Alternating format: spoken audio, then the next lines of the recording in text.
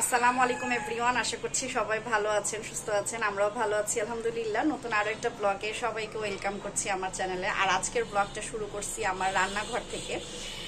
আজকে আমাদের বাসায় আসবে আমার মামাতো ভাই আর মামাতো ভাইয়ের বউ। তো ওরা আসবে জন্য সকাল থেকে একটু রান্না বান্না করতেছি। আসলে তেমন কিছু না, সাধারণ খাবারই রান্না করব। তো রান্নাঘরে আসছি, বাচ্চাদের খাবার আগে রেডি করে ওদেরকে খাওয়াইলাম, ওদের বাবার নাস্তা দিছি। এখন আমার চা টাইম, আমি একটু চাটা খাবো, তারপরে গিয়ে আমি রান্নাগুলো শুরু করব। আর মেয়ের বাবা বাজার দিয়ে গেছে, তো বললাম যে চা খাই তারপরে বাজারে হাত দিব, তার আগে এখন বাজারটা গুছাইতে পারতেছি না। তো এই যে আমার চা হয়ে গেছে। আর এই পাশের চুলায় একটা ভাজি করছি, এটা বরবটি আর আলু দিয়ে করি এই ভাজিটা। যে ভাজিটা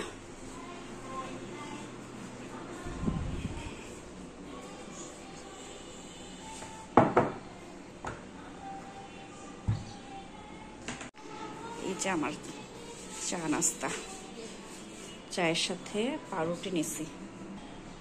তো এটাকে ঝটপট খেয়ে নেই, তারপরে কাজ। তো এই জায়গায় বাজার নিয়ে আসছে, যেগুলো শুকনো বাজার ছিল সেগুলো আমি উঠায় ফেলছি। আর এখানে মাছ মাংস, তো এখানে মুরগি আছে, এখানে মনে 2টা মুরগি আছে। তারপর এটা হচ্ছে বোয়াল মাছ। বোয়াল মাছ আমার আবার খুবই পছন্দ। আর এই জায়গায় আছে ট্যাংরা মাছ। তো আমি অলরেডি রান্নার জন্য একরকম মাছ, চিংড়ি মাছ, ওগুলো ভিজাই দিছি। তো এখন দেখি এর মধ্যে থেকে কি কি রান্না করা যায়।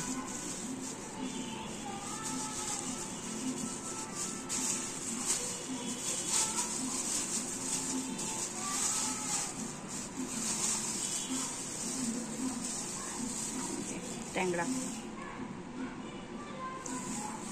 তো ঠিক আছে, বাজারগুলো গুছিয়ে নেই। তো এই চিংড়িগুলো আমি একটু ঝাল করে ভুনা করব। অনেক বড় সাইজের চিংড়ি। এই যে এগুলো কেটে বেছে নেই, পরিষ্কার করে নেই চিংড়িগুলো। এই যে আমার চিংড়িটাও রান্না করা হয়ে গেছে।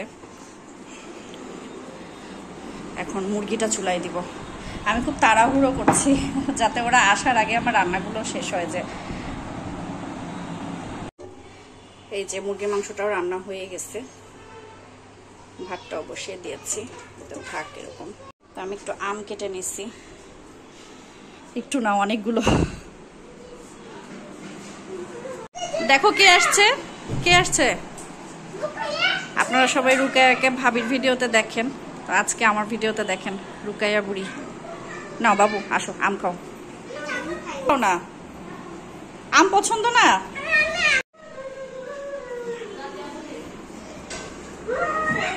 রাদিয়া বুড়ির কথা এই শব্দ করে না রুমাইসা। বিকেলের দিকে আমরা একটু বাইরে গিয়েছিলাম, আর রুমাইসাকেও নিয়ে গিয়েছিলাম, কিন্তু পরে রুমাইসার বাবা ওকে নিয়ে বাসায় চলে এসেছে, সাথে রুকায়াকেও নিয়ে এসেছে। আর এখন আমি, রাদিয়া আর আমার ভাইয়ের বউ আমরা আছি। তো আমাদের বাসায় আসতে গিয়ে প্রায় রাতই হয়ে গেল। সন্ধ্যার দিকে আমরা যখন স্টেশনের কাছাকাছি ছিলাম তখন ট্রেন আসছিল। তো অনেকক্ষণ ট্রেনের অপেক্ষায় বসে আছি, 2 দিক থেকে 2টা ট্রেন আসবে। তো তখন একটু ভিডিও করে নিলাম। আর রাদিয়া তো কখনো ট্রেনে উঠে নাই। রাদিয়া বুড়ি চুপচাপ মনোযোগ দিয়ে দেখছিল এপাশে ওপাশে গাড়ি ঘোড়া, তারপরে ট্রেন। আর আমি আমার ভাইয়ের বউয়ের সাথে গল্প করছিলাম। ও আসার পর থেকে দেখা যায় যে এর আগেও একবার আসছিল, তখন কখন যে সময় পার হয়ে যায় আমি বুঝতেই পারি না, চোখের পলকে সময় চলে যায়। তারপরে রিকশায় বসে আমাদের গল্পই শেষ হয় না। আর যখন আমার নানির বাড়িতে আমি যাই তখনও দেখা যায় যে ওর সাথে একটা ভালো সময় পার হয় আমার। বন্ডিংটা অনেক গভীর। ও আমার থেকে বয়সে অনেক ছোট, আমি বড় বোনের মতোই আমাকে শ্রদ্ধা করে, অনেক ভালোবাসে। আমার প্রতিটা বিষয় খেয়াল রাখার চেষ্টা করে। যখন আমরা যাই ওদের ওখানে তখন দেখা যায় যে ছোট বড় সব কিছু ও আমার খেয়াল রাখে। আমিও সবসময় ওর বিয়ের পর থেকেই ওকে ছোট বোনের মতো ভালোবাসার চেষ্টা করি। জানি না কতটুকু করতে পারি, তবে চেষ্টা করি সব সময়। আর ও আমার বাচ্চা 2টাকে ভীষণ ভালোবাসে। রুমাইসা, রাদিয়া ওর মামা মামির খুবই আদরের। আমরা একটু বাইরে গেছিলাম, বাইরে থেকে আসলাম, আর আসার পরে এখন একটু রান্না বান্না করছি। এটা আসলে রান্না না করলেও চলতো, কিন্তু ওরা যেহেতু কালকেই আবার চলে যাবে, তো সেজন্য ভাবলাম যে রাত্রেই আবার একটু মাছ রান্না করি। তো বাচ্চারা সবাই খেলছে, ওরা খুবই মজা করছে, বিশেষ করে রুকাইয়া আর রুমাইসা দুজনেই খুব মজা করছে। এটাই যে বোয়াল মাছ, তো বোয়াল মাছটা রান্না করব এখন। যে 2টা দিন ওরা ছিল, সারাটা দিন এত গল্প গুজব, এত মজা করলাম, মানে 2টা দিন চোখের পলকে যে শেষ হয়ে গেল বুঝতেই পারি নাই। আমি যেহেতু সব কাজ একা একা করি, তো সেক্ষেত্রে আমার আসলে ভিডিওটা একটু কম করা হয়, কারণ কাজ করতে গিয়ে তারপরে বাচ্চাদেরকে মেনটেন করতে গিয়ে না আর আসলে ভিডিও করতে পারি না।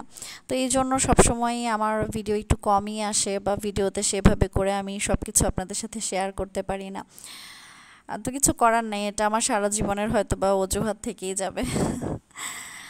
তো যাই হোক, আজকের ব্লগটা এখানে শেষ করছি। সবাই ভালো থাকবেন, সুস্থ থাকবেন। আপনাদের সবার জন্য মন থেকে অনেক অনেক দোয়া আর ভালোবাসা।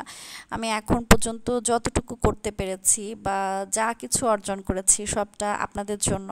আসলে আপনারা যদি এতদিন পর্যন্ত আমাকে সাপোর্ট না করতেন, তাছাড়া এটা সম্ভব ছিল না।